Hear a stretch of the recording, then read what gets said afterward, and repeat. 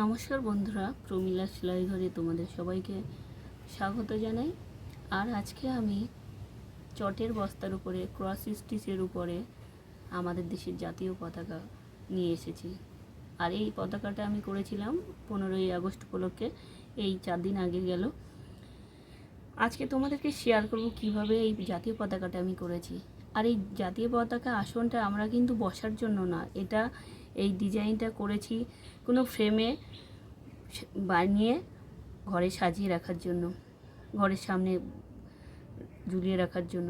তাই তোমাদেরকে বলছি যে এই পতাকাকে কখনো অসম্মান করো না, ঘরে সাজিয়ে রাখবে এইভাবে তৈরি করে। ঠিক আছে, তাহলে আমি এখানে দেখাই কিভাবে করেছি পতাকাটা। এখানে প্রথমে 6 লাইন গেরুয়া উল দিয়ে করেছি, তার মধ্যে 3 লাইন আমি করেছি 31 ঘরের, তারপরে চতুর্থ লাইনটা করেছি 30 ঘরের, আর পঞ্চম লাইনটা করেছি 29 ঘরের, আর এই যে ষষ্ঠ লাইন বা 6 লাইনের এটা করেছি আমি 28 ঘরের। এবারে সাদা উল দিয়ে আমি 10 লাইন করেছি। প্রথম সাদা লাইনের প্রথম লাইনটা আমি করেছি 28 ঘরে, আর দ্বিতীয় লাইনটা আমি করেছি 13 ঘর সাদা, তারপরে 4 ঘর নীল, আবার 11 ঘর সাদা। তৃতীয় লাইনটা আমি করেছি এখানে তৃতীয় লাইনের 11 ঘর পর 11 ঘর সাদা, তারপরে একটা নীল, মাঝখানে আবার 4টা সাদা, তারপরে আবার 10টা ঘর আবার সাদা। চতুর্থ লাইনের 10 ঘর সাদা, তারপরে একটা নীল, মাঝে 6টা সাদা, তারপরে আবার 10টা ঘর সাদা। আবার পঞ্চম লাইনের 10টা ঘর সাদা, পরে একটা নীল, তারপরে মাঝে আবার 6টা সাদা, তারপরে আবার একটা নীল, তারপরে আবার 10টা সাদা। ষষ্ঠ লাইনের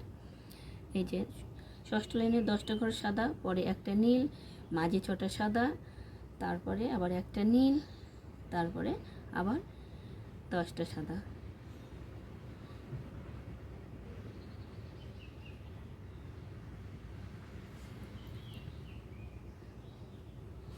তারপরে 11টা সাদা।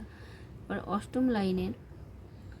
সপ্তম লাইনের 10 ঘর সাদা, 10 ঘর সাদার পরে একটা নীল, তারপরে মাঝে আবার 6টা সাদা, মাঝে 6টা সাদার পরে আবার 11টা সাদা, একটা নীল, তারপরে আবার 11টা সাদা। অষ্টম লাইনের ওই একইভাবে অষ্টম লাইনে 11টা সাদা, তারপরে একটা নীল, 11টা সাদা, একটা নীল, তারপরে আবার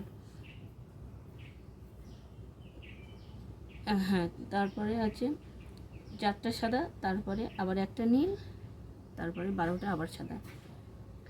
নবম লাইনে 12 ঘর সাদা, তারপরে 4টে নীল, তারপরে আবার 12টা সাদা। দশম লাইনের পুরো লাইনটা করেছি 28 ঘরের। এরপরে আসছি গেরুয়া সাদা, তারপরে এই মাঝে আমি নীল সুতো দিয়ে টেনে দেবো অশোক চক্রটা, এখান থেকে কোনাকুনি সব টেনে দেবো, তাহলে এটা হয়ে যাবে।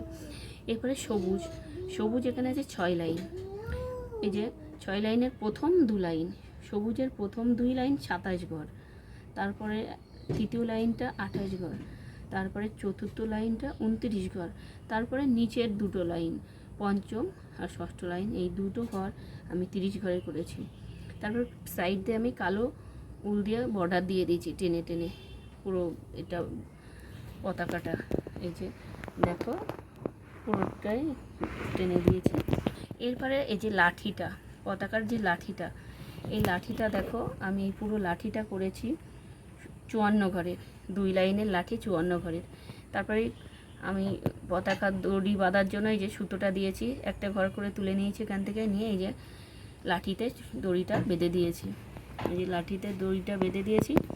এরপর আমি বেদিটা করেছি প্রথমে এটা 12 ঘর, তারপর নিচের দিকে 3 ঘর, আবার বাঁদিকে 3 ঘর, আবার নিচের দিকে 3 ঘর, বাঁদিকে 5 ঘর, আবার নিচের দিকে 5 ঘর, বাঁদিকে 5 ঘর, আবার নিচের দিকে 5 ঘর।